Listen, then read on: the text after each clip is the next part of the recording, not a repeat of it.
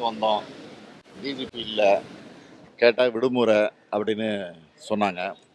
அப்புறம் அங்கே இருந்த கண்ட்ரோல் ரூமில் இருந்த டிஎஸ்பி ரேங்கில் இருந்த ஒரு அதிகாரிகிட்ட மனு கொடுத்துட்டு வந்திருக்கிறோம்.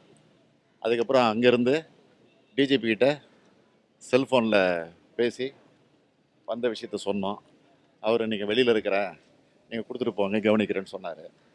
ஆக நாங்கள் கொடுத்துருக்கிற மனுவில் இருக்கக்கூடிய கோரிக்கை என்னன்னு கேட்டால், ஜல்லிக்கட்டு சம்பந்தமாக அலங்காநல்லூர் பகுதியில் நேற்று விடிய ஏன் தொடர்ந்து அங்கே மிகப்பெரிய ஒரு ஆர்ப்பாட்டம் நடந்துக்கிட்டு இருக்கு.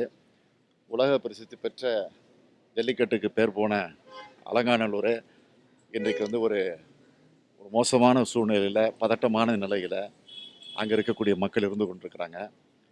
நேற்று விடிய போராட்டத்தில் ஈடுபட்டு கொண்டிருந்த மாணவர்களை, இளைஞர்களை குண்டுக்கட்டாக தடியடி பிரயோகம் நடத்தி அவங்கள கைது செஞ்சு சிறையில் அடைச்சி வச்சுருக்கிறாங்க.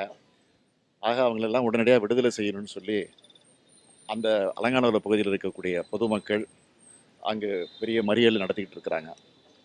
அது மட்டும் இல்லை, போராட்டத்தில் ஈடுபட்டிருக்கக்கூடிய மாணவர்களுக்கு, இளைஞர்களுக்கு அந்த ஊர் மக்கள் உணவு பொட்டலங்களை தயாரித்து கொடுத்த நேரத்தில் கூட அதுக்கு கொடுக்கக்கூடாதுன்னு காவல்துறை தடுத்திருக்கு.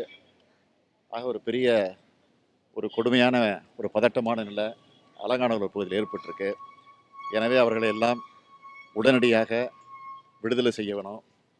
அது மட்டும் இல்லை, இந்த தை மாதம் முடியறதுக்குள்ளேயாவது அந்த அலங்காநல்லூர் பகுதியில் மட்டும் இல்லாமல் எங்கெங்கே ஜல்லிக்கட்டு வழக்கமாக நடைபெறுமோ அங்கெல்லாம் நடைபெறுவதற்கான ஒரு சூழ்நிலையை மாநில அரசும் மத்திய அரசும் உடனடியாக அதற்கான முயற்சியில் ஈடுபட வேண்டும் என்று நான் திராவிட முன்னேற்ற கழகத்தின் சார்பில் கேட்டுக்கொள்கிறேன்.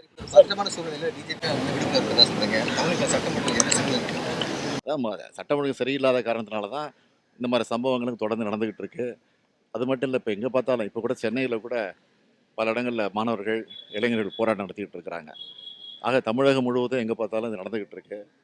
ஆக இந்த நிலையில் கூட ஒரு பொறுப்புள்ள இருக்கக்கூடிய ஒரு அதிகாரியை பார்க்க வந்த நேரத்தில் கூட பார்க்க முடியாத ஒரு சூழ்நிலை என்பது வேதனைக்குரிய ஒன்றாக இருக்கிறது. அதான் நேற்று தெளிவாக அறிக்கை கொடுத்துருக்கேனே. பீட்டாவுடைய செயல்பாடு தமிழருடைய உணர்வை, தமிழுடைய கலாச்சாரத்தை ஒரு மோசமான ஒரு சூழ்நிலைக்கு கொண்டு போகக்கூடிய நிலைக்கு அது உருவாக்கியிருக்கு. எனவே இது உடனடியாக கலைக்கப்பட வேண்டும். இல்லை என்று சொன்னால் தமிழர்கள் அந்த அமைப்பில் உறுப்பினர்களாக சேர்க்கக்கூடிய வாய்ப்பையாவது ஏற்படுத்தி தர வேண்டும் என்று இன்றைக்கு நான் தெளிவாக அறிக்கை விட்டிருக்கிறேன். தமிழகத்தில் உண்மையிலே அசாதாரண சூழ்நிலை ரஜினிகாந்த் சொல்லி தான் உங்களுக்கு தெரியுமா என்ன? உங்களுக்கு ஏற்கனவே தெரியாதா என்ன?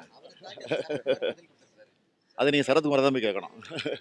ஜல்லிக்கட்டு பிரச்சனையை பொறுத்த வரைக்கும் பார்த்தீங்கன்னா மத்திய மாநில அரசு உரிய முறையில் நடவடிக்கை எடுக்க. ஏன்னா மத்திய அரசும் கொண்டாட அரசும் பார்த்தீங்கன்னா தன்னால் இயன்றவற்றை செய்ததாக சொல்கிறார். மாநில அரசும் நாங்களால் முடிஞ்சதை செய்வோம் அப்படின்னு சொல்லியிருக்காரு. இது யாருக்கு துரோகம் இருக்கு? பொன் ராதாகிருஷ்ணன் எப்போ மத்திய அமைச்சர் ஆகினாரோ அன்னிலிருந்து தொடர்ந்து அவர் சொல்லிக் கொண்டிருப்பது, ஒவ்வொரு முறையும் சென்னை விமான நிலையத்தில் இறங்குகிற போது அவர் சொல்லிக் கொண்டிருப்பது, ஜல்லிக்கட்டு இந்த ஆண்டு நடக்கும், ஜல்லிக்கட்டு இந்த ஆண்டு நடக்கும், நிச்சயமாக நடக்கும், உறுதியாக நடக்கும் என்று தான் தொடர்ந்து சொல்லிக் கொண்டிருக்கிறார். ஆனால் அவர் சொன்ன அந்த உறுதிமொழி அடிப்படையில் இதுவரையில் நடப்பதற்கான சூழ்நிலை அமையவில்லை என்பது தான் உண்மை. அது மட்டுமல்ல, நேற்றைக்கு கூட அவர் தொலைக்காட்சியில் பேட்டி தருகிற போது என்ன சொல்கிறார் என்று சொன்னால், தொடர்ந்து நடக்கும், மன்னிப்பு கேட்கிறேன், நடக்கவில்லை என்பதற்காக மன்னிப்பு கேட்டுக்கொள்கிறேன், இருந்தாலும் நான் முயற்சியில் கைவிடவில்லை என்று இன்றைக்கும் சொல்லிக் கொண்டிருக்கிறார். ஒரு வேளை நடந்தால் நாங்கள் வரவேற்கிறோம், மகிழ்ச்சி அடைவோம். ஆனால் நடப்பதற்கான சூழ்நிலை அமையவில்லை என்பதுதான் வேதனைக்குரிய ஒன்று.